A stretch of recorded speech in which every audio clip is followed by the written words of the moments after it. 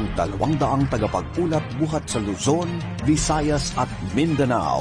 Anumang kaganapan, inihahatid sa bayan. Mapasyudad o kasulok-sulukang bahagi man ng komunidad.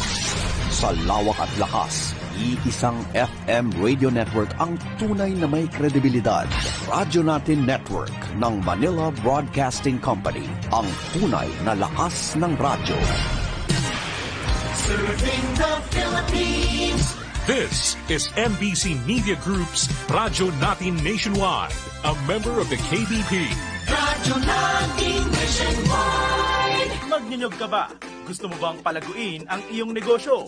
Sagot ka ng Masaganang Coco Buhayan School on the Air on Coconut Production and Processing. Matuto ng tamang kaalaman at mga paraan sa pagtatanim, pangangalaga, pag-ani at pag-develop ng iba't ibang produktong hango sa niyog. Lumahok sa libreng pagsasanay on air. Handog sa inyo ng Radio Eskwela, hatid ng Department of Agriculture at Agricultural Training Institute. Makinig na sa Masaganang Coco Buhayan School on the Air on Coconut Production and Processing. O, huwag liliban ha, dapat laging present. Matuto ng tamang kaalaman at mga paraan sa pagtatanim, pangangalaga, pag-ani at pag-develop ng iba't ibang mga produkto hango sa niyog. Makinig na at lumahok sa libreng pagsasanay on air. Handog sa inyo ng inyong Radio Eskwela. Hatid ng Department of Agriculture at Agricultural Training Institute. O, huwag liliban ha, dapat laging present. Ito ang Masaganang Coco Buhayan School on the Air on Coconut Production and Processing. Alright, and we're back mga karadyo natin. Oras po natin, we have now exactly 11:06 in the morning. At syempre isang magandang umaga at isang masaganang kokobuhayan sa ating pong lahat. Ito po ang School on the Air program. At syempre bago ang lahat, nako syempre ipakilala ko muna ang aking mga kasama ngayong oras po na ito. Ayan ako, magandang umaga partner. Ay, magandang umaga naman sa iyo partner. Ako nga po pala ulit si Coco Pasing. At ito na po yung pang-10 araw na pagkasaere ng ating School on the Air on Coconut Production and Processing na may temang Masaganang Kokobuhayan, Radyo Eskwela sa Pagdiniyugan. Ayan, magandang umaga po sa ating mga tagapakinig. Ako naman po si Coco Marine. Siyempre, samahan niyo pa rin po kami sa isang oras na makabuluhang talakayan at kwentuhan sa panibagong paksa. Ayan po, tayo ay mapapakinggan tuwing Martes at Biyernes mula alas 11 hanggang alas 12 ng tanghali. Dito lamang sa 105.7 FM Radyo Natin Buwak. Yan. Ayan, at nako tumatama na tayo doon partner. Nasasanay na. Sasakto na. Tumatama na tayo doon. Ayan, at syempre nga karadyo natin dahil live, hindi lamang po tayo napapakinggan on air, kundi tayo rin po yung napapanood mismo sa ating pong Facebook Live. Ay hanapin mo lamang po yung ating mismong Facebook fan page na Radyo Natin 105.7 Buwak Marinduque, and of course sa Facebook page din po ng ATI Mimaropa at sa Facebook page din po ng PCA Marinduque. At syempre tayo rin pala ay napapanood sa YouTube channel ng ATI. Ayan, ako, hello po sa inyo dyan. At syempre mga partner, bago natin simulan ang ating talakayan ngayong araw, isang mainit na pagbati muna mula sa ating mga School on the Air coordinators ng Buwak, Amgasan, Mugpog, Torrejos, Santa Cruz at Buena Vista. Magandang umaga po sa ating lahat, mga SOWA coordinator. At syempre, katulad po ng lagi nating mga nakaraang pagsasaer, may iniiwan tayong tanong sa ating mga tagapakinig at dito ngayon sa ating SOWA Text Promo. So, yung nakaraang pagsasaere natin, ang tanong na iniwan natin sa kanila ay, ano itong sakit ng nyog na ang pangunahing saniya isang uri ng mikrobyo o amag na nagiging dahilan ng pagkabulok ng ubod na ito. At yan nga ay may dalawa tayong winners. Ayan. Sabihin ko po yung pangalan ng dalawa nating winners. Una po ay mula sa Binunga Buwak, si Marisol Loto. Yan. At yung pangalawa ay mula po sa Kapayang Mugpog, si Norman Bongat. Yan, okay. Congratulations po sa inyo. Congratulations po sa ating mga winner po sa nakaraan nating pagsasaere ng School on the Air po natin, text promo. Para simulan naman po ang ating pag-aaral, ang tatalakayin natin ngayong umaga ay ang paksa tungkol sa intercropping technologies. Kapag sinabi natin na intercropping, ito ay pagkasalit tanim sa ilalim ng ating mga niyugan. Dito kasi sa CFIDP, under ng Farm Enterprise Development, pinopromote at ini-encourage at sinusuportahan natin ang ating mga magkasaka na magtanim ng ibang halaman sa ilalim ng niyugan upang madagdagan ang kanilang kita sa panahong mababa ang presyo ng niyog. At parami nga tayong mga intercrop na pwedeng isalit tanim sa ating ilalim ng niyugan. So, nandyan na nga yung kakao na ating pag-uusapan ngayong Wow. So, napaka-timely nung pag-uusapan Oo nga, natin. no? Kasi kahapon, bilang impormasyon sa mga tagapakinig natin, nagkaroon ng isang pagpupulong ang Marinduque Cacao Council. Yan. Binabati ko po yung mga kasama namin dyan. Yan. At syempre, special mention po kay Sir Norman. Kasi nagpa-shoutout po siya. Okay. Mula sa Mugpo. Oo, Yan. naku, buti na lang. Sikat na itong dalawang ito. Ay, baka ako makalimutan, magtatampo pa si Mau Marnel. Ay, Nasaan na po yung yema natin dyan? yan. Oo nga, partner. At syempre, huwag na natin itong patagalin pa. Para talakayin ng Coconut Coffee Intercropping Technologies, ang ating makakapanayan po ngayong umagang ito at nandito sa studio kasama po natin ay si Mr. Marvin Recalde, ang Agriculturist 2 ng Provincial Agriculture's Office, Marinduque. Ayan, magandang umaga po, Sir Marvin. Pwede po kayong bumati sa ating mga tagapakinig. Okay, isang magandang umaga po sa atin lahat, sa lahat po ng tagapakinig ng ating programa. Ako po ang inyong Kuya Marvin na makasama nyo sa isang oras sa talakayan sa programang Masaganang Kukubuhayan. Ayan. Yan. Malapit nang maging Coco Martin. Coco Martin. Ano? Isang letter. Maraming salamat po, Coco Marvin, sa Sarap iyong ng- mainit na pagbati sa ating mga tagapakinig ng programa. Para simulan po natin ang talakayan natin, muli po, ibinabalik ko po sa inyo si Mr. Coco Marvin para sa kanya pong talakayan tungkol sa Cacao Intercropping Program. Ayan, okay. Nakakatuwa naman itong ating programa, ano? Yes po. Kasi meron ditong Kukumaring, Kukupasing, And yes. at ako naman si Coco Kukumarvin. Marvin. Alam mo, si Sir, yung boses niya talagang pang radyo, no? Ang lalim. Oo. Parang ang ganda ng speaking Parang voice gusto ko niya. magdrama dito. Kinabahan ka ba, Coco? Oo, may papalitan. Yung ating talakayan, no? Mhm. At natutuwa naman ako sapagkat marami tayo mga tagapakinig. Yes po, yes po. Papansin nyo po yung ating sa buong Marinduque kung papasyal tayo sa ating mga nyugan, yung ating tinatapik ngayon tungkol sa coconut, halos lahat ng makikita nyug ngayon dito sa Marinduque ay mayroon tayong intercrop na kakao. Yan. Yes. Sabi nga ni Coco Maring. Maring, Coco Maring. ay kahapon lang nagkaroon tayo ng Cacao Council meeting Yes. at kung saan po ay tinalakay yung paggagawa po ng road mapping natin at mapapasin nyo po na napakarami na ng ating kakao sa loob ng ating mga nyugan. Oho. At hindi nyo na itatanong ang ating pong kakao sa buong Marinduque, inaabot na po ng 129 hectares. Napakarami Wow. na rin pala. Ayan, Laki oo, pala. at yan po ay yung ating population po ng kakao natin nasa humigit kumulang po sa 80,000. Yan. Kaya naman ako po natutuwa sapagkat ako po ay inyong nanyayahan.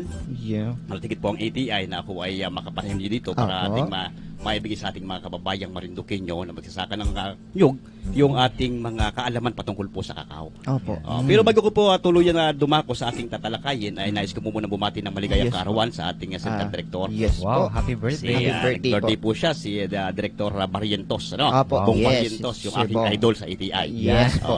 Hindi niyo po na itatanong, yung ATI po ang aking naging kadluko ng mga kaalaman. Noong panahon ako Opo. nagkasimula pa sa Tagkabalang Yes po. Happy birthday kay Happy Sir, birthday no? po. At Belated happy para birthday po, maramdaman natin. Director. Magpadala. Baka naman po. Si Sir Erlan ay magpapadala dito ng cake. Yan. Yeah. Nako, ako pa naman, naniniwala pa naman ako agad. Sabi-sabi. Mamaya lang, may dadating dito. May kakatok sa pintuan. Yes. Yes. Yung ating mga cake. Kaya sana sa Director, kayo po ay marami pang karawan dumating sa inyong buhay. Sagasaan kayo ng maraming biyaya. At Yes pagsaka ng po. pagpapala ng ating buong lumikha. Yes Happy po. birthday. Kinabahan Okay. ako doon. Siyempre po, binabati ko rin yung ating mga Mau. Yes po. Sa Mau po ng Buwak, si Mau Eden. Yes po. Siyempre, ang Mau po ng Mugpog, sabi nga ni DJ kanina, si Mau Marnili. Yes po. Sa Mau po ng Agasa, si Mau Bani. Binabista po si Mau Eloisa. Sa Torreos po si Mau Jenny Ann. At siyempre sa Santa Cruz ay si Mau Lubilla. Lubilla. Ayan. At siyempre, Hello hindi ko po po. pahuli yung aming provincial agriculturist, si Sir Eddie Luna. Yes At ang po. ating minamahal na Governor, Yes Governor po. Presby Velasco. Yes po. Okay? Handa na po ba? Yes Oo, po. sir, mga excited tagapakinig. excited na sila at tayo din, Ta kami partner. din dito. Ayun. Okay. Ngayon po, ating tuloy-tuloy na yung tungkol po sa pagtatanim po ng kakao sa lalim po ng nyugan. Niyugan. Yes po. Ayan. Ito nga po si Coco, ano ang tawag sa akin? Coco Marvin. Coco Marvin. Ayan, Yes po. Napakaganda, ano? Batang. Batang magkakokopras. Ayan. Sa atin pong sa ating talakayan at mapapaloob po dito yung ating steps po ng pagtatanim po ng Yes kakao. Una po dyan yung farm planning, yung ating layouting, siyempre kasama po yan sa spacing and staking. Yun po ay napakahalaga. Round weeding, holing, basal fertilization, siyempre dapat naglalagay tayo ng fertilizer. Sabi nga kahapon sa aming talakayan so ating Cacao Council, dapat kung magbibigay doon ng mga planting materials, dapat may kasama Package ng fertilizer. Oo, kasi nga daw hindi dumarami ang bunga kapag walang fertilizer. At syempre sa ating pagtatanim, ano ba yung tamang pagtatanim? Tatalakayan din po natin dito yan. Ay yung mulching, kasama po yan. At saka siyempre yung pinakahuli po natin, yung pronding o yung pagpapakanlong ng ating kakao sa murang edad niya. Ayan, ano ho? At napakahalaga po niyan kung halimbawa po dahilig po yung ating mga nyugan, yung platforming po nating tinatawag, napakahalaga din pong gawin natin sa ating nyugan yan. Ano ho? Ayan, doon po, unahin natin yung farm planning. Yes, Sa bawat ginagawa po natin sa ating buhay, maging sa pagtatanim, maging sa ating pangsariling pamilya, dapat mahalaga po yung pagpaplano. Yes po. Napakahalaga po niyan pagpaplano. Alamin natin ano ba yung nararapat na mga gawin sa ating kakawan, sa ating ilalim ng nyugan. Yes po. Ano ho? Kasi nga sabi mo kanina, sir, dapat po ay yung intercrop natin ay iba-iba. Yes po. Oo, yung kakao, may yan nga po yung saging, susunod po yung saging. May mga pineapple, mga tawag dito, mga arurot. Na napakaganda po yan. Na talagang yung ating isang ektaryang nyugan, marami tayong maximize natin yung gamit. Oo, napakahalaga po noon. Ano? Ngayon po, doon sa farm planning natin, alamin natin yung mga i-analyze natin yung lupa. Yung lupa, yung klima, yung mga genetics ng ating mga itatanim, syempre yung manpower. Dapat kung magtatanim tayo, dapat alam natin ilan ba yung tao na dapat hahawak. Yes. Ilan ba yung mga ngalaga nito. Kasi minsan, ginagawa natin mga kaibigan magsasaka, kapag nagtanim, ay di nakatanim na. Nakatanim na. Bahala ka dyan. Darating ako dyan pag mamumunga na. Mamumunga na, magka-harvest na. Kaya minsan, ang nangyayari po, yung mga masisipag na magsasaka natin, at kapag halimbawang nagtanim na, katulad ng pagtanim ng saging, minsan, balik sila kung kailang namumunga na, nauunahan sila ng mga magsasako. Yeah. Oo, yung mga magsasaka kasi, ay masipag magtanim, pero nakaabang lang yung mga magsasako. Meron tayong word of the day, magsasako. Ayan, magsasako. Pero hindi yun ang tanong, Hindi po yun ang tanong. Siyempre, kasama din po yung pangangalaga at saka yung, siyempre, yung cacao health and production. Yes. Doon po nakasalala yun. Ano? Yan, yun po, isa-isahin po natin ito. Sa manpower po, dapat alamin natin ilan ba dapat na tao ang mga kasiwa sa isang ektarya. Sa isang ektarya. Ayan. Dito po sa ating kinaugalian dito, yung practice natin sa Marinduque, dun sa isa pong tao, kaya na po yung 2 hanggang 3 ektarya. Yun po sa maintenance lang. Pero sa pagtatanim, sa pagtatabas, yun po ay hindi pa kasama yun. Basta sa pag-maintenance lamang po siya. Ano? Yun po yung napakahalaga na meron tayong nagmi-maintenance ng ating kakawan. Sapagkat yan po ay marami ang trabaho kapag nakatanim ng kakao. Hindi basta pagkatanim, iiwanan nyo na, babalik pag may bunga na. Yes, kailangan ay kailangan talaga i-manage talaga ay maayos. Yung management ang Yes. napakahalaga niyan. Ano? Okay. Dito po sa atin, na-practice na po yon na kapag mayroon 2 hanggang 3 ektarya tayo, isa lang po, kaya na pong i-maintenance yung isang tao yung 3 hanggang 2 ektarya. Ano? Okay. Dito po, papakita ko rin po dito na hindi dapat isama sa kakawan yung mga rambutan. Okay. Kasi sila halos pareho po sila ng insekto. Kaya hindi dapat sila magkasama. Ang kagandahan nga po, ang ating mga coconut, yan po yung gusto talagang mayroon din kasama. Sabi nga natin ay napakahalagang ibinigay ng Panginoong Jesucristo sa atin yung ating itong coconut. Niyog. Sapagkat ito po ay napakalaki ng tulong sa ating mga magsasaka. Yes. Kaya sabi ko nga palagi, dapat ang mga magsasaka ay maganda yung ugnayan sa unang magsasaka. Yes.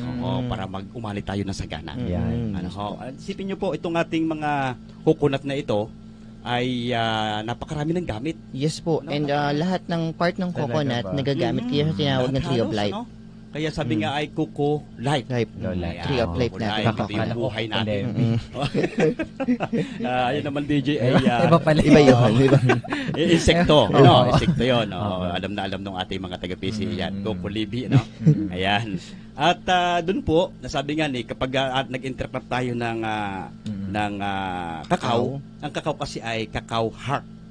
Heart. Kasi yung ginagawa natin chocolate. Chocolate. Kaya sabi nga, kapag ikaw ay isang binata, dapat ngayon pa lang mag-alaga ka na ng kakao. Ikaw na mag-alaga, ikaw ang mag-process, at ikaw na rin ang magagawa ng chocolate para ibigay mo sa iyong iniibig. Fruit of love. Dahil dito sa Marinduque, meron tayong gawaan na ng chocolate, di ba? Actually, ngayon ko lang din nalaman niya na meron pala ditong kakao din sa Marinduque. Kasi ang alam ko lang yung arrowroot. Yun lang, kasi yun ang kilala talaga dito sa Marinduque. Ngayon, sir, meron na po tayong mga cacao processing Oh, tayo, yes. no? Yes Diyan po sa barangay po ng Masalukot. Masalukot. Kay Ma'am Duna Licaros. At pwede po tayo mag-process din po ng chocolate. Chocolate. Ayan. Kaya, inaanyahan ko po yung ating mga magnyunyog. Dahil Oo. ito po yung ating pinaka-ano natin dito, yung pagtatanim ng nyog. Dapat talaga magtanim tayo ng kakao. Ano ho, sapagkat napakaganda po niyan. Okay? Ito po, dako tayo sa layouting. Oo. Magli-layout na tayo. Bago tayo magtanim, dapat naka-layout din ng maayos. Kung ating pong tanim ng nyog ay 10 by 10, ano ba sa 10 by 10 bang yung ginagamit? Opo, yes. Ideal po talaga 10 by 10. Ideal, o kaya 8 by 8, yung iba, Pwede rin po yun. Di yung pag-itan po niya, lalagyan naman natin ng Kakao. kakao. Kasi pagkat ang kakao po, sa murang edad niya, kailangan po siya ng partially shaded. Opo, shade lang. Dapat po siya, ang kalong niya at least ay 75%. Ang kanyang kalong. At kapag siya po ay 2 years na, dapat ay 50% yung kanyang pakalong. Tapos pagdating ng siya namumunga na, dapat mayroon pa rin siya na at least ay 25%. Ay shade. Hindi mahirap po siya kapag itinanim mo ay sa parang o siya lang talagang yung itatanim. Yes. Talagang dapat laging kasama yung niyog. Kaya nga Coco Life, tapos Coco Heart lagi magkasama yan. Yes. Okay po. Sa layouting po natin, i-ano po natin kung gaano kayong pag-itan nga ng nyog, tapos kung saan ba dapat natin itanim yung ating mga kakao natin, seedlings. Kasi minsan ang ginagawa ng ating mga farmers, tinatanim lang minsan malapit sa puno. Ano po nangyayari? Inaagawan siya ng fertilizer ng ating mga... Nag-aagawan sila. Oo, nag-aagawan sila, no? Yung, kasi mahaba, di ba? Mahaba ang ugat ng ating mga nyog. Yan po ay humigit ko po lang ba, sir, sa 10 meters ba? Yung lalim niya, yung haba niya yung po. haba niya. Tapos malawak po yung sinasakop. Malawak, oo. Kaya dapat po ay, alam natin yung sukat na dapat taniman ng iba nating mga intercrop sa loob ng nyugan. Okay po, ano? Sa layouting, tapos yung spacing and staking. Yes po. Ayun, doon tayo magbabatay po, kung saan nakalagay yung ating mga stick na, doon natin nilalagay yung ating mga kakao na itatanim. Doon po sa pagtanim ng kakao na walang ibang tanim, dapat ang ginagamit dyan ay 2.5 to 3 meters po. Pero pagdating po sa mga nyugan, sa sulib ng nyugan, ang ginagamit po dito sa atin ay 4x4. Kaya sa isang hektarya ay nagkakaroon po siya ng nasa 625 na seedlings po ng ating kakao. Ayun. Kaya yun po. Dapat matanda ng ating mga kaibigan magsasaka na yung humihingi minsan ng mga kakao, ang akin po isang hektarya, mahingi po ako 10,000 kong kakao. Tatanim ko sa isang hektarya. Kaya dapat alam natin yung planting distance, tapos alam natin kung ilan lang maitanim sa isang hektarya. Yes po. Yun po yung kahalagahan nating napapag-aralan yung ano ba dapat yung planting distance, gaano ba kalayo dapat doon sa ating mga nyug, yung pagtanim natin ng mga intercrop natin. Okay po. Ayan. Ito po, nakalagay naman dito kung halimbawa 4x4 siya, nakalagay po doon 625, kung 3.5 yung ating pag-itan, yan po yung magkakaroon 816. Nakalagay po doon sa ating kaya yung ating mga kaibigan na mga kabataan na mahilig po sa pagsasaka, ito yung kahalagahan nito na makikita nyo ano ba yung planting distance ng ating mga tanim. Yes, hindi pala dapat basta nagtatanim lang. Di ba yung sa nyug natin, mapapansin natin yung mga matatandang nyug natin. Yes po. Halos ay dikit-dikit ang Dikit-dikit dahon. na, overcrowded na yung mga farm nila. Kaya pa nagkaroon ng mga insekto, Pare-pareha sila pare-parehas na naghahawa sila. mabilis po dumami yung mga natin. Yung di ba yung mga daga natin, yung problema natin sa planting distance ng ating mga nyug, na kahit lagyan natin ng harang yung kanyang mga puno para hindi kainin yung kanyang mga buko, nangyari sa dahon sa dumadaan. Tatawanan lang tayo ng mga kaibigan nating mabait. Kaya yun napakahalaga po ng planting distance. Ayan, makikita naman ng ating mga kaibigang mga kabataan, yung mahilig po sa pagsasaka. At iniengkalos ko rin po yung ating mga kabataan na mag-involve sa pagsasaka. Yes. Ano, kasi tumatanda na po yung Yes. ating mga Kagaya po ng lagi ano? natin Oo. sinasabi, yung mga Oo. farmers natin age na. So, kailangan na natin ng mga young coconut farmers, Mhm. young and emerging coconut O farmers. yan po yung talagang ating kabuhayan ay hindi dapat nating iwan yan. Yes Kaya po. dapat yung mga katulad na mga kabataan, tulad nga yung ating mga mag-aaral ngayon, doon pa lang dapat sa unang edad ng kanilang pag-aaral sa elementary, makakita nila ano ba yung talagang dapat ginagawa sa pagsasaka. Yes, Hindi kaya. dapat sasabihin ng mga magulang mag-aaral kang mabuti para hindi ka magsaka. Mali Hindi po yun. ganun. Oo, Hindi Hindi ganun ganun. yung ating dapat maging kaisipan. Ano, dapat magsaka ka kasi sa iyong pawis magagaling yung iyong kakainin. Yan. Oo, kaya lagi kong binabati yung ating mga kaibigan magsasaka. Sila yung Oo. matatawag nating bayani. Correct. Totoo yan. Bayani ng kasalukuyan. Kung wala ang mga magsasaka, wala tayong kakainin sa pagkain sa oras ng pagkain. Ano? Agree, Okay sir. po. Ayan. Ito po, pang-apat po tayo doon sa ating round weeding. Yan. Hindi po dapat tayo ay, yung iba kasi bago magtanim, talagang inagrass cutter nila, buong area. Talagang inatanggal nila ang damo. Sabi ko nga, hindi naman dapat tayo magalit sa damo. Doon lang kung saan tayo magtatanim, yun lang ating lilinisin. Ano? Kasi yan ay napakahalaga din ng damo sa ating mga tanim. Na nagsisilbing pahalumigmig, Shade. pampalamig. Ano? Ano ho? Kaya yun po, yung sa round weeding natin, kung alin lang yung ating tataniman, yun lang ang tatanggalan natin ng damo para hindi maging kaagaw sa fertilizer ng ating mga itatanim. Ano ho? Ako yun, speaking of the monster, dati natandaan ko lang, lahat ginamas ko yung ano. Ano din kasi siya Oo, pag... kasi sabi ko baka tamad ako. oo. Sabi, dapat hindi mo yan inano yung damo. Ayan. So, natuto ako dun sa yung grade, parang elementary level yata ako dun.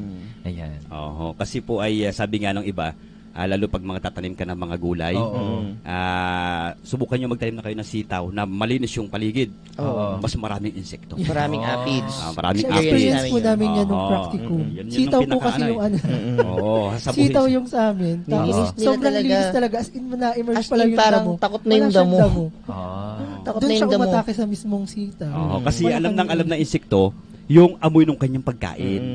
Kung siya po ay mayroong mga damo-damo, maliligo yung mga insekto kung alin yung pagkain nila doon. May hirapan silang ma-identify kung alin Ayun. yun. Alam hindi yan. Bawal kalbo. Oo. Ibig sabihin. Oo. Tsaka ano kasi, pag may mga weeds kasi, may protect din yun sa excessive sunlight o para hindi ka agad mag-evaporate yung tubig dun sa ilalim Yes. ng lupa na pwedeng ma-maximize ng gamit ng halaman. Ano? Ayun. Yun po yung kahalagahan ng damo. Kasi sabi ko nga, yan damo ay damit ng mundo yan. Yes. Hindi dapat natin kinakalbo. Yan. Yun po. Yun lang kung alin yung tataniman, yun lang Yun ating lang muna. lilinisin. Round Yes. weeding nga po tinatawag. Okay? Ito po naman sa pagbubutas natin. Minsan pag nagbigay tayo ng mga planting materials, kung gaano kalaki yung kanyang puno, ganoon din lang kalaki yung kanyang butas na paglalagyan. Yun po ay medyo maling kalakaran ng ating mga kaibigan magsasaka. Kaya nga po, sabi ko nga kahapon, kapag magbibigay kami ng mga planting materials, katulad po ng kakao o anumang mga prutas na ibibigay namin, mag-aano muna sila sa training. Atin muna sila ng mga pagsasanay para alam nila kung paano itanim yung ating mga ibibigay. Kasi sayang naman, napakamahal po ng ating mga kakao tapos kung saan lang itatanim, na hindi maayos yung pagtatanim, pag binisita mo, karamihan patay. Karamihan hindi maganda. Hindi natutuloy. Kawawa naman yung pagod nila kung hindi maaayos yung kanilang pagtatanim. Yes. Dito po sa ating sa ating pagbubutas o pagtatanim ng kakao, dapat po i-separate po natin yung topsoil sa subsoil. Yan po, magkabukod po yan. Minsan kasi pag naghukay ang ating magsasaka, sambog-sambog na. Alin ba yung subsoil, alin ba yung topsoil? Basta isang buong mundo. Pag nagtabon sila, lahat atabon yon. Kaya dapat po yung nakabukod yon. Kasi yun ay may kahalagahan pag magtatanim tayo. Yon. At ang lalim po at luwang ng butas, napakahalaga din po yan. Sa amin pong tinuturo, yung 40 by 40 cm. Yung luang at lalim. Yung po ay napakaganda para makaalagwan ng maayos yung mga ugat. Para makapenetrate siya ng maayos. Ayan. Yung po kasi pag halimbawang maliit yung butas mo, hindi makakapenetrate ng maayos yung mga ugat niya, mahahina yung kanyang paglaki. Siyempre, may buhay din yung ating mga halaman. Totoo. Parang tayo din. Kung tayo ay medyo masikip yung ating tahanan, maano tayo, iba yung pakaramdam natin. Just the same, kagaya ng halaman, may buhay din siya. Pag yung sobrang sikip niya, may hirapan siyang ma-develop yung kanyang system. Ayun. Sa pagkuha ng kanyang mga pagkain, may hirapan siya. Kaya napakahalaga po nito. Ito yung dapat matandaan ng ating mga kaibigan magsasaka. Yung 40 cm ang lalim, 40 cm po yung luwang. At magka-separate po yung subsoil and topsoil. Ayan. Yan. Ito po, kung maglalagay po kayo ng pataba, siyempre ang ano po dito yung basal fertilization, nag-basal tayo, no? Yung iba gumagamit talaga ng inorganic fertilizer. Yan naman talaga ay kalakaran, ano? Na pag wala kayong mga organic, inorganic. Yung iba nga na magsasaka ay ayaw ng organic dahil mahirap daw maggawa ng organic at gusto pa ibibili ng mahal. Pero nasa paligid lang naman yun dapat nating ilan. Depende po sa inyo kung ano po ang inyong gagamitin. Lagi ko sinasabi sa inyo, kung gagamit kayo ng inorganic, okay naman. Kung gagamit ko po kayo ng organic, mas maganda. Ano? Kasi yun po ay tipid na kayo, nasa paligid lang yung mga organic natin. Samantalang itong inorganic, pag gumamit kayo at napasobra, ang paglagay, maaring mamatay ang halaman. Maraming maging toxic na yun sa Ayan. halaman. Yun na yung tinatawag nga fertilizer toxicity. Yan. Oy. Okay po. Ano? Word of the day yan talaga. Ang daming words ang daming word of the day. Yan. Okay po. Dito po, papakita natin sa kanila yung pag-itatanim na natin. Ano, 'di ba? Sabi natin kanina, dapat magkahiwalay yung subsoil at saka yung topsoil. Ano? Ito po, ang uunahin nating ilalagay yung inorganic fertilizer. Ayan, yun muna ilalagay natin. Kung halimbawa 14-14, sa ilalim siya. Susunod po natin yung topsoil. Kaya nga pinaghiwalay natin yon. Tapos ang kasunod po ng organic fertilizer, tapos yung seedlings na, remaining soil na po yung ibabaw. Nangyayari po dyan, sambog-sambog na. Kapag nagtanim ang mga magsasaka, ano? Ang gagawin dyan ay kapag hukay nila, sambog-sambog yan. Pag nagtanim, lagay yung halaman, tabunan na lamang. Yun po ang dapat nating pag-aralan ng maayos. Sa simula pa lang, dapat maayos na yung ating pagtatanim para maging maayos din yung kanyang paglaki. At saka yung pagyabong niya hanggang sa pumumunga. Mag-expect talaga tayo na marami siyang production. Kasi in the beginning, kung maayos yung pagkakatanim natin sa kanya, syempre mag-expect tayo na yung production natin ng kakao maganda din. Ayan, okay po. Ano? Yun po tandaan po natin yan. Yung pagkakasunod-sunod po na dapat itabon. Ano? Inorganic muna, topsoil, organic fertilizer, bago natin lagay yung seedlings, tapos yung remaining soil natin. Ano? Okay po. Pag panahon po ng tag-ulan, punuin natin yung butas. Pag panahon ng tag-init, huwag natin masyadong punuin para makapag-ano siya ng tubig. Pasin nyo po, lalo na pag medyo maalikabok yung lupa natin, pag nagdilig tayo at tag-init, tapos ay punong-puno yung butas natin, hindi na abot sa ilalim yung kanyang tubig. Umaagos lang pababa, lalo na pag ginapaumbok ng iba, no, di ba? Pinapaano nila. Dapat po ay kapag tag-ulan, punong-puno siya para hindi matiningan ng tubig. Kapag tag-init naman, dapat kulang ng konti para may matiningan siya ng tubig na mababa. Ano? Okay po. Yan. Ito po. Sa pagtatanim natin, dapat ay tanggalin po natin yung polyethylene. Polyethylene, syempre. Kasi hindi penetrate yung ugat. Yung mga ugat. Ano? At gaano ba dapat di ba pinuputol natin yan? Yes po. Pinuputol natin yung polyethylene, dapat at least ay 1 to 2 centimeter yung pagputol natin. Tapos yung mga ugat na medyo balikot, yung medyo hindi maganda mga ugat, tinatanggal na natin yun. Para magkaroon siya ng panibagong ugat. Yan, makikita naman po natin dyan kung paano. Minsan kapag magtatanim yung iba, ay malayo pa lang doon sa butas, inatanggal na yung polyethylene. Dapat po hindi. Dapat po ay malapit. At once na yan ay medyo malambot, at masira yung mga lupa na nakahawak yung ugat doon, may stress po yung halaman natin. Dapat ay hindi matanggal yung mga lupa na nakadikito sa ugat. Tapos dapat madilig ka agad dyan. Okay. Ito naman po, kung paano natin pinag-aralan yung pagtatanim, paano natin inaral kung ano yung lalim ng butas, dapat ay alam naman natin kung ano yung edad ng ating halaman na itatanim. Minsan kasi 2 dahon lang, 3 dahon lang, okay na yan. Pwede na nating itanim yan dahil buhay na yan. Pero hindi po. Dapat pala ay alamin natin ilan ba dapat dahon. Dapat bago itanim yung ating mga seedlings. Kasi mahalaga yun kasi di ba ang site ng photosynthesis natin, di ba sa halaman ay sa dahon. At yung dahon na yung photosynthesis na yun, di ba ang ibig sabihin ng photosynthesis, process of making foods of plant sa sarili niya. So yun ang magsusuporta sa kanya, sa kanyang paglaki. So kung kulang yung mga dahon na yun na itatanim natin, hindi siya makaka-develop ng maayos. Ayun. May mga bilang-bilang pala. Ayan, opo, may bilang po yan. Minsan kasi 1 buwan lang, ay okay na. Tanim na natin yan, mabubuhay na. Pero napakahina pa po niya sa mga peste at sa mga sakit kapag nasa field na siya. Kaya doon po sa ano natin, sa inaaral natin na kung ready na ba siyang itanim, dapat at least ay 3 months siya na pakapag-grafting. Di ba? Ito yung ating mga tinatanim ay yung mga grafted na kakao para madali siyang bumunga. Hindi po yung galing doon sa buto na itatanim natin, matagal siyang bumunga. Okay. Ito 2.5 years lang, 3 years lang, bumubunga na. Samantalang yung mula sa buto, minsan 5 taon na, 7 taon na, saka palang bubunga. Ito, napakadali po nito tapos hindi masyadong lumalaki. Ano ho? Dapat po 3 months from grafting. Tapos ay at least ay 8 to 10 yung matured na dahon. Yes po, yun. At yan po ay dapat ay kulay green na yung kanyang dahon. Hindi yung, di ba, medyo iba, madilaw-dilaw pa. Hindi pa po pwede yon. Tapos ay wala po siyang piste at saka sakit. Kasi minsan ang ginagawa ng ating mga farmers, pakakuha doon sa kanyang palanan, doon sa kanyang greenhouse, kuha lang ng kuha. Tanim lang ng tanim. Hindi niya nakikita na dapat pala 8 hanggang 10 dahon na matured para itanim. Kaya minsan pagdating natin sa field, kapag nagtanim tayo ng hindi pare-pareho yung laki, hindi pare-pareho ang dahon, hindi rin pare-pareho yung kanyang paglaki. Makikita natin parang, may malaki, may maliit. Dapat po ay, pagdating kasi sa, doon sa nursery, dapat yung kanyang planting distance, maayos din. Para mayroong hindi na iiwan, mayroong, kasi pag siksikan siya, mayroong mabilis kumain para sa tao. Kapag mabilis kang kumain, kaunti lang yung pagkain mo, mayroong payat, merong mataba. alin yung mabilis masubo, yun yung medyo payat. Hindi katulad DJ na medyo talagang maganda mga body ninyo. Kasagsagan lang yung inyong tabakain. Medyo hindi kayo masyado nagkapakakain ng mga matataba. Kaya magagandang inyong mga katawan. Si Coco Pasing at si Coco Maring.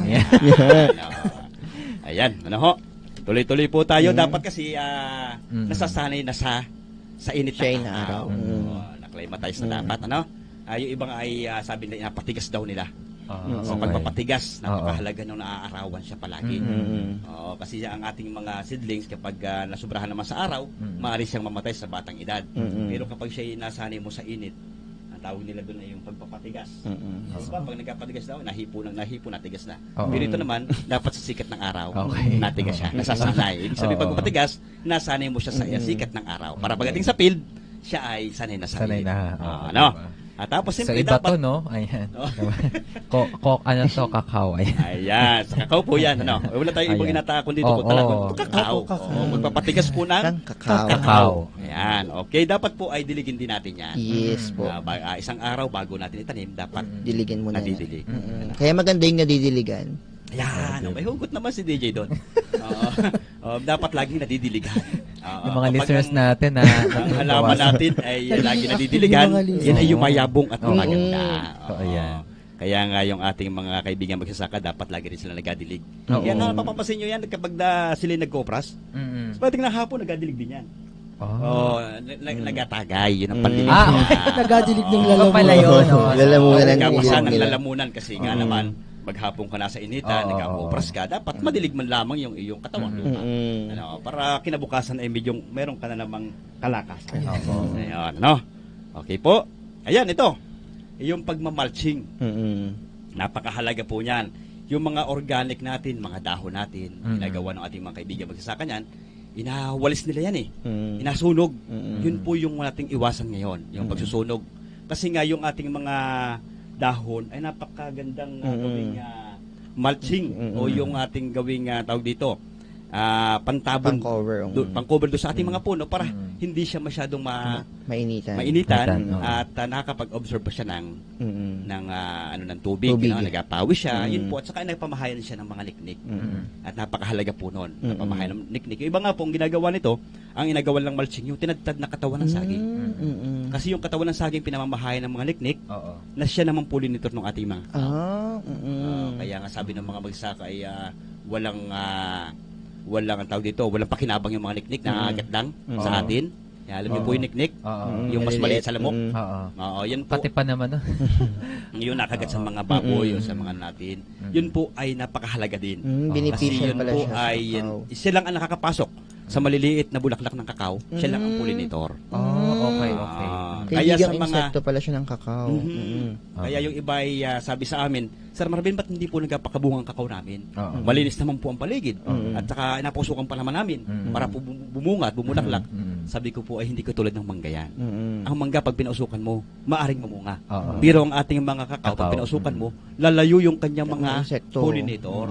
Okay. Pag lumayo ang pollinator, wala kang magiging bunga ang iyong kakao kasi walang mangyayaring pollination. Ano? Ibig sabihin malaki yung tulong nung Nick na Nick. Beneficial Oo. insect siya sa kakao. So I love Nick na. Ayan, I love Huwag na natin patayin. Hindi wag niyo nang papatayin, no? Wag muna. Wag na magpapausok sa ilalim ng kakawan kasi nga mawawala yung mga pollinator. Kaya yung pag-mulching natin, napakahalaga niyan. Hindi masyadong maiinitan yung puno ng kakao natin. Ang pinakamaganda pa noon, sa nagiging pollinator siya. Dapat siyang dumami sa kakawan. Hindi dapat masyadong malinis para namamahayan ng mga niknik na siyang pollinator. Okay? Ito po, ito, ano sabi natin ito, yung kahalagahan ng ating mulching. Siyempre, yung para makontrol po yung pagtubo ng damo sa puno, napakahalaga din po noon, water conservation. At saka yung, siyempre, yung pag-provide po ng mga nutrients. Kasi kapag nabulok yung mga mga dahon sa paligid, magsisilbi siyang fertilizer. Kaya hindi magiging fertilizer din siya Oo. eventually. Hindi dapat sinusunog. Iwasan na sana ng ating mga kaibigan magsasaka na laging nagasunog. Kasi nga ay lalo tayo nagpapainit na nagbigay tayo ng init sa paligid natin kapag lagi. Lalo na kapag tag-init, dapat iwasan yung pagsusunog. Dapat yung mga yung mga dahon natin sa paligid na inawalis, ilagay lang sa puno uli ng halaman para siyang magamit nating fertilizer. Okay? Ito. Yung sinasabi ko kanina, kapag medyo madalang naman yung tanim ng ating mga niyog at hindi masyado nakakalungan yung ating mga tanim na kakao, magkakaroon tayo ng pag-prounding. Yan po yung observe natin yung Swiss orientation. Dapat ay kukuha ka pa ngayon ng dahon ng nyug. Kaya yun, napakahalaga ng dahon ng nyug sa mga kakao. Kakao natin. Nalagyan mo pa siya ng pakanlong. Yan po ay hanggang sa paglaki, dapat ay lagi niyong ilalagyan. Lalagyan. Kasi maaari po siyang matuyo. Yan, yun yung nawawala sa ating mga kaibigang magsasaka. Yung tamang pangangalaga ng ating mga tanim. Sabi nga dapat tayo ay merong tawag doon, yung pagmamahal sa ating halaman. Dapat may commitment na tayo, maganon. Na pag nagtanim tayo, dapat committed tayo na alagaan natin siya hanggang sa dulo. Lalong-lalo na yung mga binibigay ng gobyerno. Yes. Committed tayo na alagaan talaga natin. Minsan Ano sabihin lang kapag galing sa gobyerno, okay na yan. Nagabigay naman sila uli. Yes. Kahit mamatayan, mahingi na lang ulit tayo. Para iba yung neglect na mindset. lang nila. We need to change our mindset. Iba na tayo. Kasi pag hindi nila binili, wala silang puhunan, pwede namang okay lang yan. Ibigay Wala na naman ng akong gobyerno. ginastos dyan. Ganun. Pero Ano? kung inyong maalala na yun ay galing din po sa inyong mga bulsa. Yes. Correct. Yung Di mga po tax ba? natin. Yung mga tax ninyo, yun po yung binibili niyan. Yan po yung galing din po sa inyo. Opo. Kaya dapat ay inyong mahalin. Mahalin. At saka pag dinensimbre natin, dapat meron tayong tender love and care. Yes. Dapat hindi yun mawala. Lagi Yan ang hindi na- napakahalaga para ikaw ay bigyan ng maraming bunga ng ating mga Yes tanim. po. Yan. Yan. Tender love and care. Yan. Alam ko si DJ Carla ay magaling sa paghahalaga rin yun. Halata naman. At saka si Kuko Sa tao po ako Maring nag-aalala. Kuko kasi. Yan. Magaling mga laga. Kaya nga kayo yung dito sa ating sa PCA, alam ko kayo yung magaling mga laga ng mga kuko. Mga niyog. Mga nyog. Coconut. Yan yung napakahalaga. Okay. Dito po, ipapakita ko rin yung sabi ko kanina, yung kapag medyo dahilig. Yung platform making, yung dapat ay medyo kwadrado yung inyong paglagay ng para ma-flat yung kapag medyo dahilig. Tapos hindi po dapat yung sabi ko kanina, hindi dapat siya punuin yung butas niya ng maraming lupa. Kasi nga pag siya ay nagkaroon ng pag-ulan at pagbaha, yun yung mga organic matters ay masasakap niya at magiging pataba. Yes. Kaya napakaganda po nun. Yung platform making do sa area na medyo slope yung ating area. Yan, yun po yung dapat natin gawin. Ayan. Kapag naman po kapag medyo pantay naman, yung ating mga taniman ng kakao at taniman ng niyog, dapat gumawa rin siyempre tayo ng kanal. Kasi hindi naman pwedeng mababad ng matagal ang ating mga kakao sa sobrang daming tubig. Yes po. Oo, kasi siya ay maaari ding mamatay. Kaya dapat, sa panahon ng tag-ulan, dapat meron din siyang kanal. Kapag siya ay flat, kapag siya ay nasa pantay. Yun nga, kanina, sabi ko, pag medyo dahilig, sa 6 degrees yung kanyang pagkadahilig, yung platform making. Ito naman, kabaliktaran, kapag medyo flat siya, dapat meron siyang kanal. Ano ho, yun na napakahalaga yung kanal. Ano? Establish tayo ng kanal. Ayan. Isama ko na rin na DJ at Coco Yes. Pasing. Yung tinasabi ng ating mga kaibigan magsasaka na, Sir, paano naman yung aming mga kakao? Ay medyo may edad na. Hindi na masyadong namumunga. Ano yung dapat namin gawin? Oo. Ay meron tayong tinatawag na cacao rehabilitation methods. Oo. Pwede tayong mag-side grafting. O yung mga existing nating mga kakao. Halimbawa, 15 years na yung ating kakao, mapapansin natin na lumiliit na yung bunga niya. Hindi na masyadong bumubunga ng marami. At yung sabi nga kahapon ng ating chairman ng Cacao Council, si Ma'am Donna, Si Ma'am Donna, yes. na bakit hindi bumubunga ng marami, ay wala halos mabili ng mga gagawing chocolate.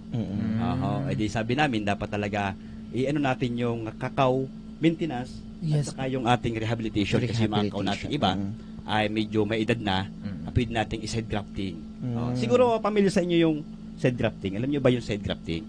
Ang side grafting po kasi, kapag 15 years above na yung ating mga kakao, pwede nating dugtungan doon sa kanyang puno. Side grafting. Kung halimbawa pencil size yung inyong gagamitin, pwede nyo doon idugtong sa kanyang puno, doon sa balat lang itutusok. Tapos after na siya ay lumago na, naka 2 months siya, pwede mong putulin yung matandang puno at susibol naman ay yung batang Yes. May napapanood din. may napapanood akong ganyan sa Facebook. Totoo pala yun. Yes. Paglilinaw lang, Sir Marvin, paano yung yung sayon, yung pangdugtong Yes, natin? yung sayon natin. Alam, may edad ba yun yung pagkukunan natin nun? O wala naman?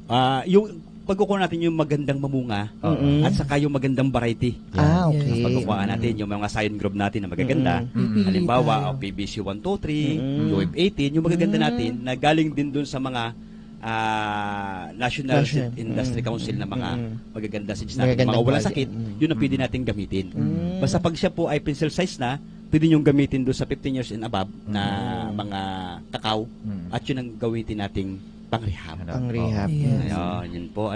Pwede rin po doon sa mga, ang tawag kasi doon sa mga natuburo sa kanyang puno, yung mga chupon.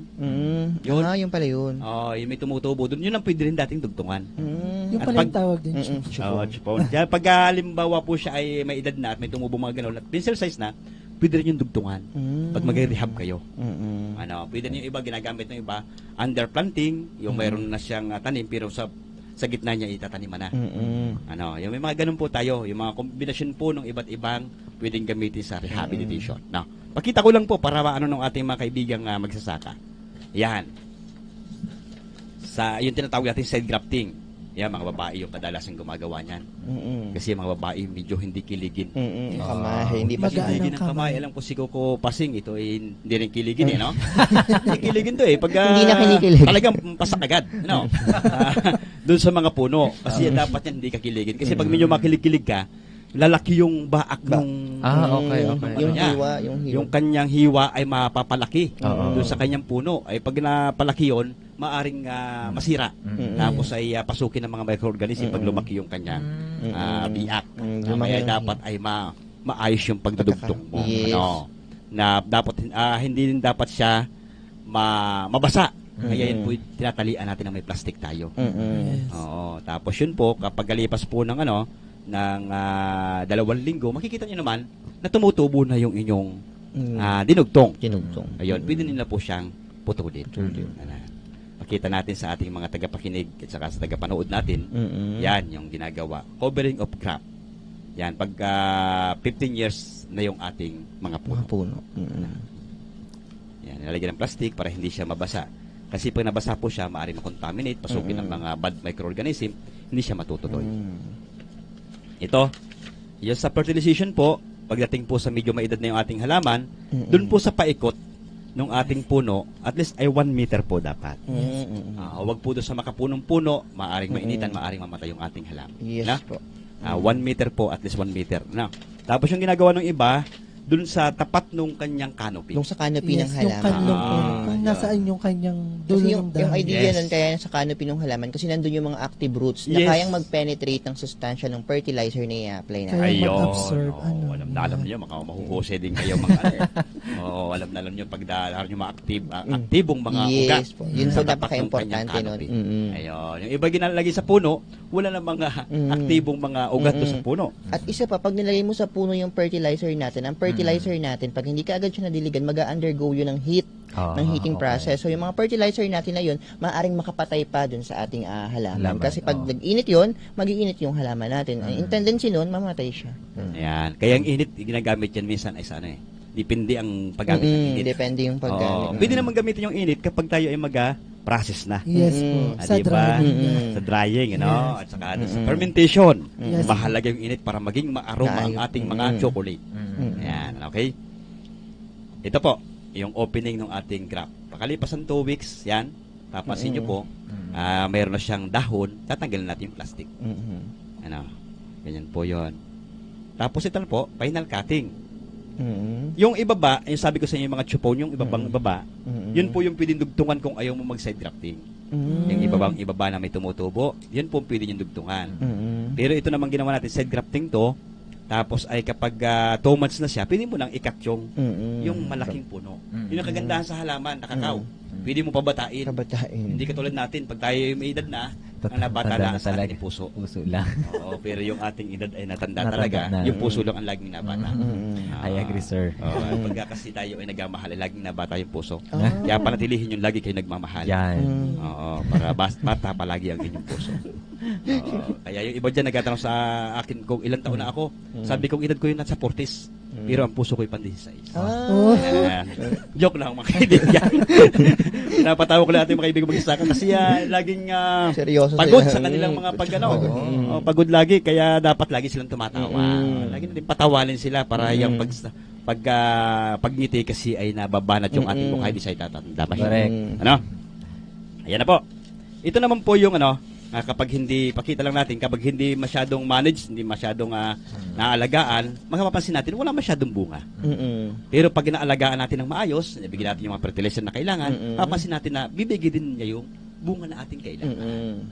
Kaya kung ano yung mga pangailangan ng ating mga puno, ng ating mga itatanim, ibigay natin ang ibigay sa kanila. At kung gusto natin na kumuha ng maraming bunga, ibibigay din nila sa atin. Yes po. Hindi yung ating mga kaibigang maglulukad, magkukopras. Kung kailan lang magkukopras, doon lang pupunta sa taniman ng nyog. Hindi mo lang magbibigay ng mga pangailangan ng nyog. halaman nila. Diba, ang ating mga nyog, every 45 days dapat nagkukopras ka. Pero dapat din naglilinis ka at naglalagay ka ng mga pataba man lang para mayroon man lang maibigay ka man lang na pagkain ng halaman. Hindi yung ikaw ang hihingi. Dapat Yes. intake. No? Yes. Ayan. Sa pag-ibig, ganun din yan. Dapat pareho kayo nagkamahalan. Laging inahambing ni Kuya Marvin yung sa pag-ibig. Pag-ibig, dahil ang Kasi, ating pinag-uusapan ay kakao. yes, oo. Kasi yun ang pinakamahalaga sa lahat eh. Sabi ko nga, pinakamahalaga sa mundong ito yung mga bagay na hindi nahawak at nahihipo. Ang mahalaga na ramdaman ng ating puso. Yun yung pag-ibig. Oo. Pag-ibig sa Diyos, pag-ibig sa ating kapwa, Yes. at pag-ibig sa ating ginagawa. Tulad ng pagkakakaw natin, ito yung ating napakahalagang gawin Yes, na may po. pag-ibig din. No? Ito po, 2 years old nang rehabilitate ng ating kakao dahil sa side grafting. Sipin nyo po 2 years old lang yan pero nanumbalik yung kanyang Yes. dami ng bunga. Dami ng bunga. Kasi naalagaan natin ng maayos. Sa side grafting, dapat maglagay din tayo ng fertilizer. Para mas madalas kasi kapag nag-side grafting ka, hindi ka naglagay ng fertilizer, yung iba hindi natutuloy. Pero kapag nag-side grafting ka at naglagay ka ng fertilizer, halos sa lahat ng side grafting mo, natutuloy po yan. Tuloy-tuloy po tayo. Ito na yung ating cocoa trees, 1 year old after clonal rehabilitation. Gandang tingnan yan. Sa ating mga nyuga na ganyan, na may kakao po tayo, hindi lang tayo naghihintay ng bunga ng ating mga niyog, kundi meron din tayong ibang pinagkakakitaan. Extra income sila. Oo. Yan nga, sabi ko nga kay doon sa ating mga kaibigan kahapon ng mga Kakao Council, itanim man nyo lahat ng dapat itanim sa nyugan. May saging tayo, may kakao tayo dyan, mayroon tayong Yes. pineapple dyan. Sa paikot, lagyan natin ng mga ubi, o kaya mayroon tayong mga tawag dito, yung kamuting kahoy, paikot. Napakalaki ng kita sa isang ektaryang nyugan. Yun po, napakaganda po niyan. Ang ating mga tanim ng saging niya sa paligid, yung mga lakatan, napakamahal ng lakatan, kulang na kulang tayo. Sa paikot ay pwedeng sabang saging. Dahil kulang na kulang din tayo ng mga kasaba chips. May bili pa tayo sa kabila, pwede naman dito sa atin. Ano? Kaya napakaganda po itong programa ninyo na kukubuhayang ito. Yes po. Oo, na ibibigay niyo yung tamang mga pangailangan ng magsasaka. Saka information, no? Importante. Yes, oo. Hindi lang basta nyug lang itatanim natin, tapos yun lang hihintay natin. Kaya ang magsasaka minsan na kapag yung kanilang kaugalian lang lagi lang iaano sa atin na yun po yung aming alam. Yun po yung aming practice, hindi ho. Baguhin natin yung practice. Para medyo umangat naman yung pangkabuhay ng mga magsasaka. Yes, hindi man Baguhin agad-agad natin. mabago or ma-adapt. Unti-unti. Yes. Parang one step at a time. Kasi hindi Para naman outright na magagawa ng farmer yun. Pag sinabi natin ganito ang gawin mo, hindi naman niya outright i-apply ka agad lahat ng yun. Oo, yun ay kapag hindi pati makikita na maganda, Yes. hindi yan gagayahin. To see is to believe sila. Kaya nga mas maganda sana kung meron tayong mga Model farms yes, na yes. makikita nila. Oo, yung mga model natin, may tanim na kakao, may tanim na iba't ibang Yes. klase ng intercrop na makikita natin na sa isang hektarya pala, milyon pa lang kikitain natin. Hindi lang yung kopras lang natin nga asahan. Ano? Okay po, tuloy-tuloy tayo. Yung sabi ko kanina, yung mga chupon natin tinatawag, ano, yun, kitang-kita naman dyan sa ating presentation na yun yung pwedeng dugtungan kapag hindi tayo magsa-seed grafting. Ano? Pag 15 years na ang years old yung ating mga kakao. Yan, ito po yung underplanting. Pakita na natin.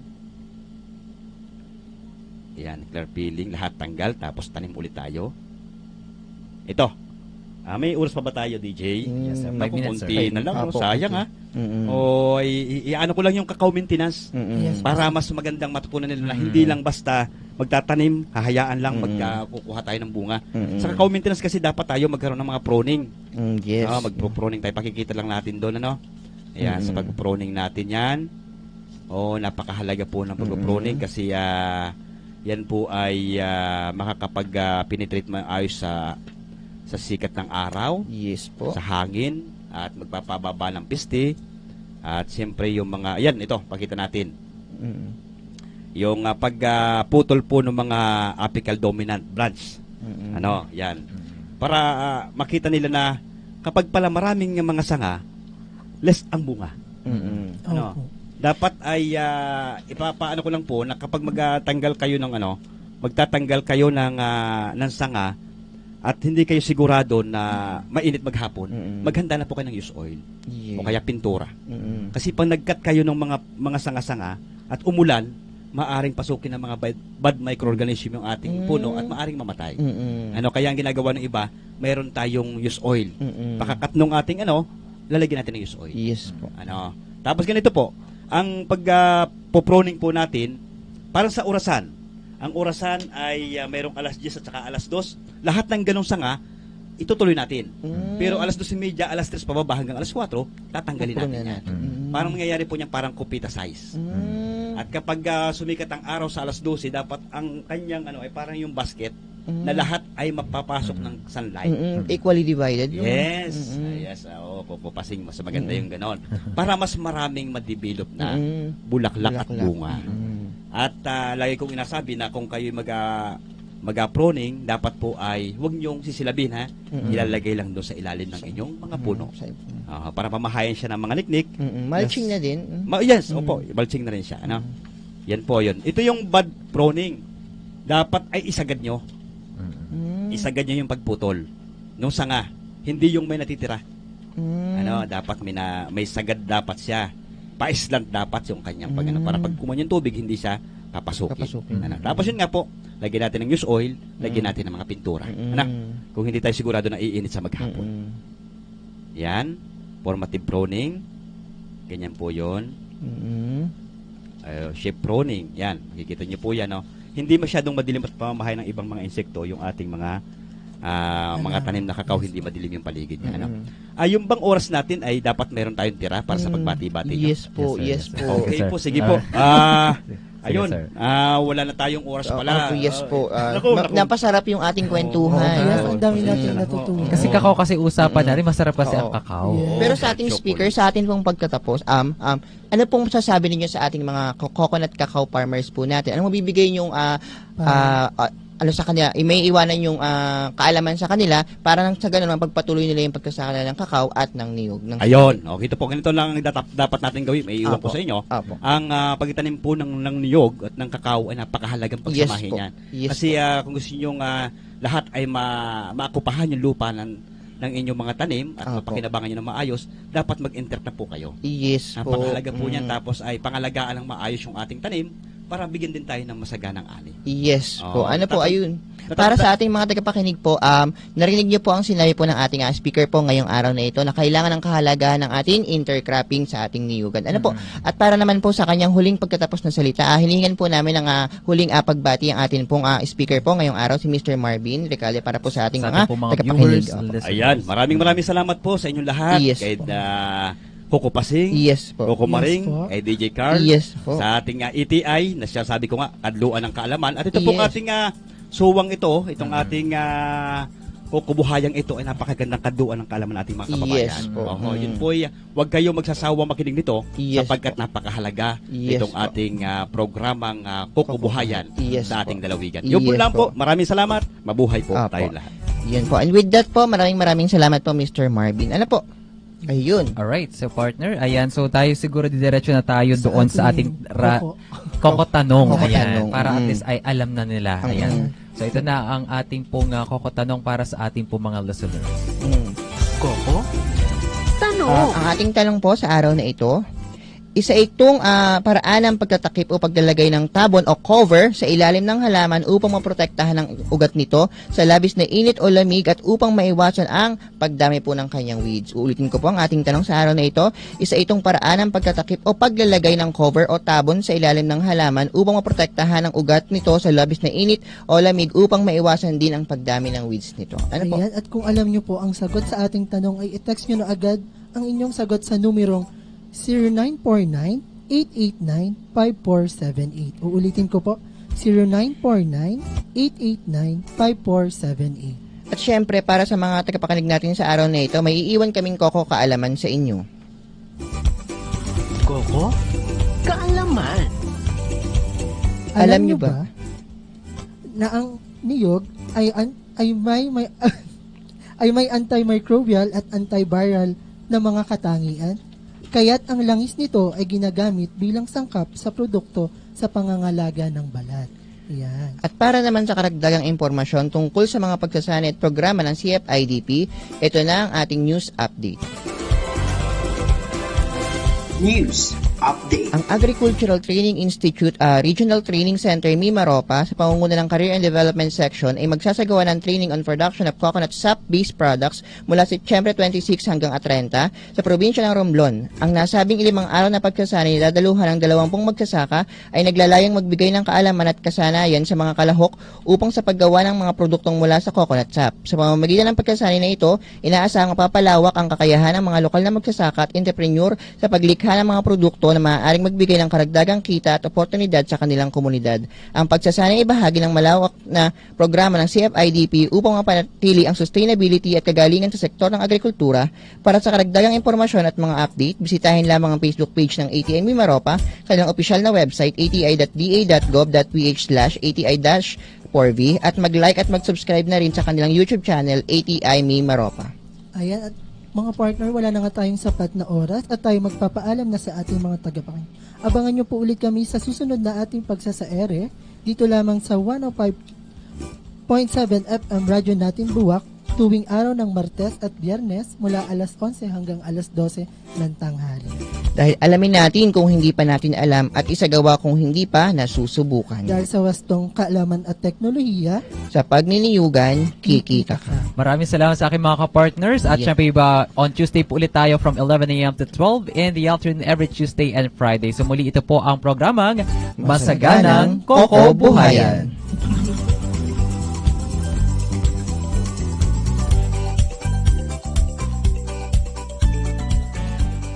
Alam nyo ba na ang Pilipinas ay pumapangalawa sa mga pinakamalalaking producer